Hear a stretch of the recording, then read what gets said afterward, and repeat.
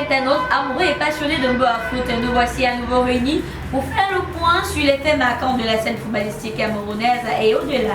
Une semaine rythmée par de nouveaux défis pour nos sélections nationales, des rebondissements dans l'élite et des performances remarquables en diaspora.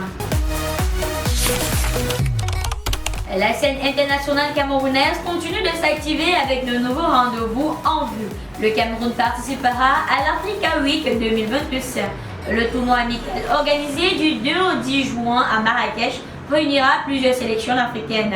Les Lions indomptables seniors y prendront donc part dans le cadre de leur préparation. De leur côté, les Lions U20 seront eux aussi embarqués dans un match amical à l'international. Les poulains d'Ivan Kemwe affronteront l'Angleterre le 3 juin prochain à l'occasion bien sûr de la prochaine fenêtre FIFA. Une opposition de prestige pour jauger bien sûr le niveau de nos jeunes Lions.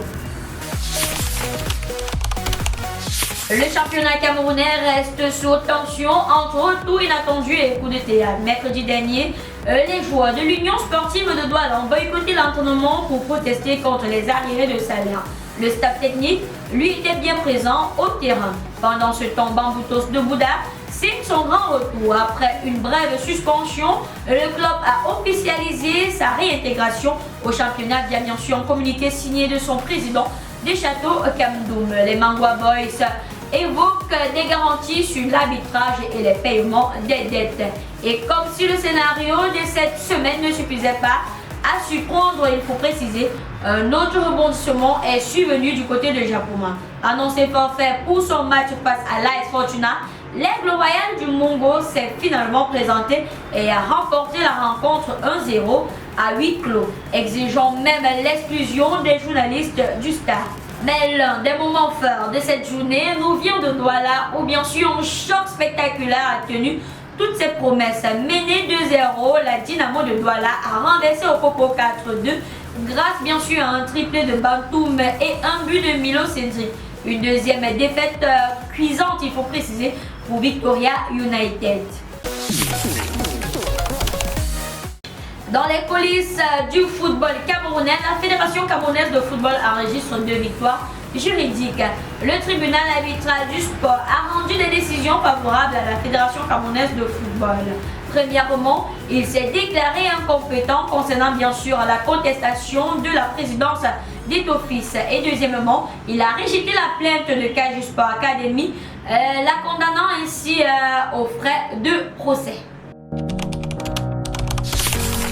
Et maintenant, cap sur les régions pour faire le tour de l'actualité locale du football camerounais où les championnats régionaux offrent eux aussi leur lot de surprises et de spectacles. Dans une démonstration de puissance offensive à l'ouest, la jeunesse sportive de la Concorde de Bafoussam a sombré face à une renaissance du Noun déchaîné. Score final 5-0 lors bien sûr de la 9e journée du championnat régional de l'Ouest. Le club du Noun envoie ainsi un message fort à la concurrence.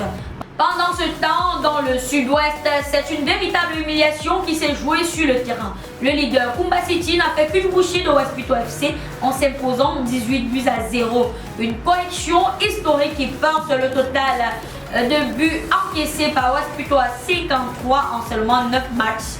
La défense de Waspito semble complètement avoir perdu pied. On se dirige maintenant vers le littoral où le championnat régional a débuté avec une rencontre très disputée. Camille International SA a lancé sa saison par une courte mais précieuse victoire 1 à 0 face à Léopard Sportif de Douala. Les Banabadors, malgré une bonne entame, n'ont pas su concrétiser leur occasion et devront vite réagir pour ne pas se faire distancer. Et pour clore bien sûr cette tournée régionale direction les Tyrans de Galactique FA, auteurs d'une prestation solide. Galactique FA s'impose avec brio, il faut préciser, avec un penalty arrêté par le jeune Luc Patrice Bedoungue et les réalisations signées Alain Baran et Alan Ngankam. Galactique FA s'est imposé 2-0 face à Espace Foot Horizon. Un match bien maîtrisé, symbole bien sûr de la montée en puissance du club. Pour clore cette édition, Capsule Internationale avec notre rubrique Mboa Diaspo. Nos ambassadeurs brillent aux 4 coins du globe et continuent de faire rayonner le drapeau camerounais avec panache. À l'image d'André Onana et de Manchester United qui ont écrasé l'Atlético Bilbao 7-1 sur l'ensemble des 2 matchs en demi-finale de l'Europa League. Le dernier rempart des Lions indomptables s'apprête désormais à disputer sa 3e finale européenne face à Tottenham le 21 mai prochain. Un moment historique en perspective. Et bien sûr, pendant qu'André Onana s'illustre en Europe, un autre joyeux Camerounais rayonne de l'autre côté de la Manche. Oui, vous l'avez certainement deviné, il s'agit de Carlos Baleba, véritable révélation de Brighton, qui est en train de marquer les esprits en Premier League. Le jeune milieu de terrain enchaîne les honneurs. Élu meilleur jeune joueur de la saison, classé 2e meilleur joueur du club et lauréat du plus beau but d'avril grâce bien sûr à une frappe magistrale face à West Ham. Une montée en puissance fulgurante, il faut préciser, pour ce talent qui ne cesse d'élever le niveau et bien sûr les attentes autour de lui. Cap à présent sur les États-Unis où un autre lion fait parler de lui. Choupo-Moting aux États-Unis. L'international camerounais a claqué un doublé lors bien sûr de la large victoire de New York Red Bulls contre la Los Angeles Galaxy 7-0. Il porte ainsi son total à 6 buts en 12 journées seulement, confirmant ainsi son excellente forme actuelle. Et enfin, en direction la Ligue 1 américaine, où un autre ancien de Coton Sport fait sensation, Sohaibou Marou régale en Ligue 1.